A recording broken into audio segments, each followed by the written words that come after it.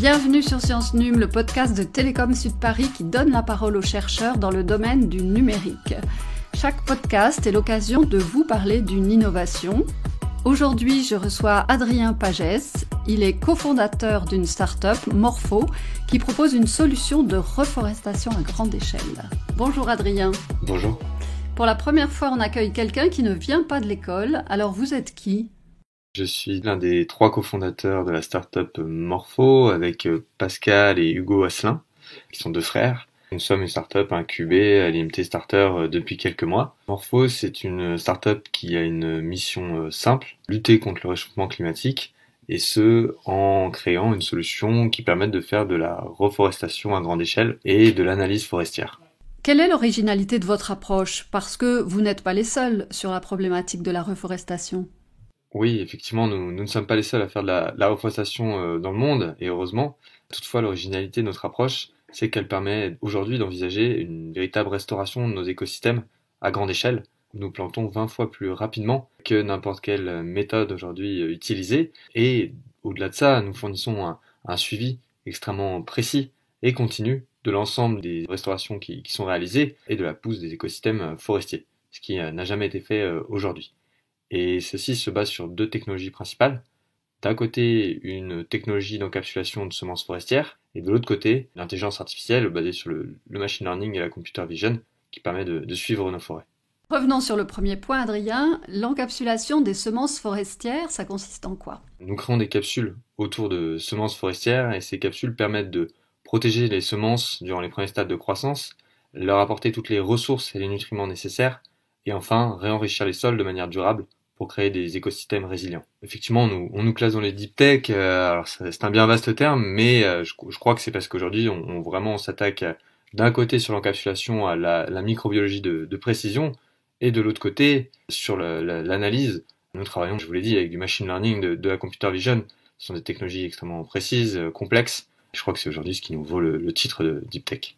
Une deep tech, c'est lorsqu'on s'attaque à un grand défi, c'est ce que vous faites et c'est ce qui plaît à vos clients ? Il faut savoir que notre solution est déjà commercialisée, tout est allé très vite.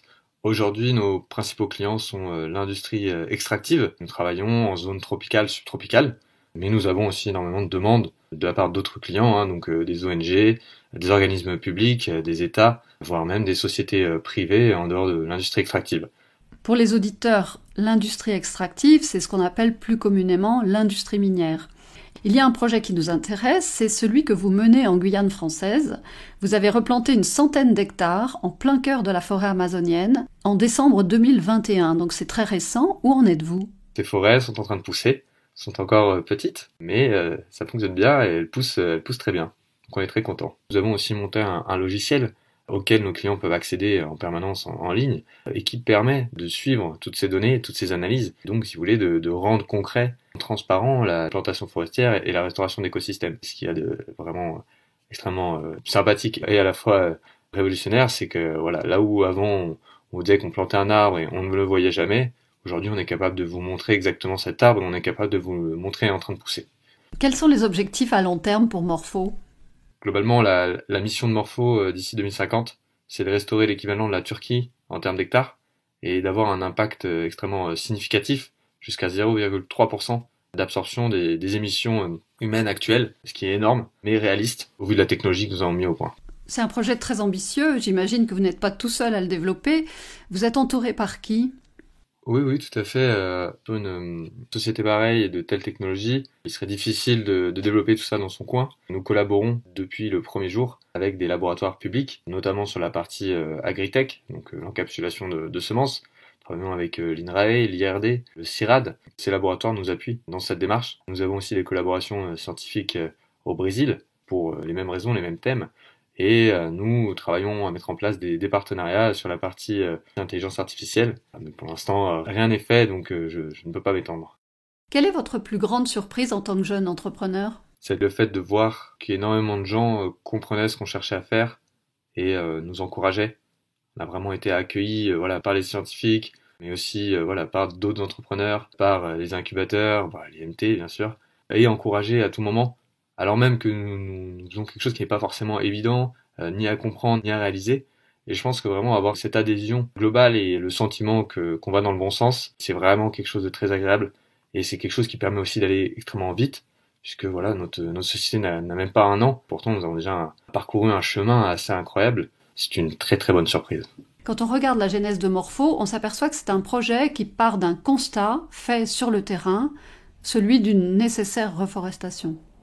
L'origine de ce projet, c'est qu'en réalité, donc Hugo, qui est le directeur des opérations de notre société, notre associé, travaillait dans l'industrie minière en Guyane française et justement travaillait sur les problématiques de restauration de sites et de revégétalisation. Et s'est rendu compte qu'il n'y avait pas de solution aujourd'hui pour permettre une véritable restauration de ces sites. Et en fait, nous nous sommes posés autour de la table, nous avons discuté, nous nous sommes rendus compte qu'effectivement, il y avait un véritable besoin, il y avait peut-être des solutions à apporter. En tout cas, nous avions des idées, et que c'était une problématique qui n'était pas qu'une problématique minière en Guyane française, mais une problématique minière globale, et surtout une problématique de restauration de nos écosystèmes globales et de lutte contre le réchauffement climatique. Le démarrage de votre start-up est assez spectaculaire. Quels conseils vous donneriez aux jeunes qui veulent entreprendre ? Il faut vraiment oser, il faut vraiment y aller. Aujourd'hui, il y a plein de structures, il y a plein d'accompagnements, et surtout si on est jeune, en l'occurrence, on n'a pas grand-chose à perdre, à tenter le coup. Ce sera peut-être une bonne surprise pour eux. Et en plus de ça, ils se rendront compte que c'est extrêmement agréable de se dire qu'on passe d'une phrase dans sa tête, une petite germe, à un arbre qui grossit extrêmement, extrêmement vite. Vous agissez, vous innovez, j'imagine que vous lisez aussi. Est-ce qu'il y a un livre qui vous a inspiré et que vous pourriez conseiller à ceux qui nous écoutent ? Une biographie de Joseph Kessel, qui est extrêmement intéressante par Yves Courrière, qui vous relate la vie de cet écrivain, vie d'aventure et d'expériences toujours plus folles. C'est extrêmement motivant, encourageant, et ça donne envie de faire quelque chose de différent. Je pense que c'est un bon conseil de lecture, juste de permettre de découvrir un homme extrêmement intéressant. Joseph Kessel, une vie trépidante, comme celle que vous vivez en ce moment avec le développement de Morpho. Merci Adrien Pagès pour cet entretien. Vous êtes un bel exemple de réussite au sein de l'incubateur IMT Starter. C'était Science Num, le podcast de Télécom Sud Paris soutenu par le Carnot Télécom et Société Numérique. Mon prochain invité sera Marius Preda, enseignant-chercheur à Télécom Sud Paris, et nous partirons en voyage dans le métaverse. À bientôt!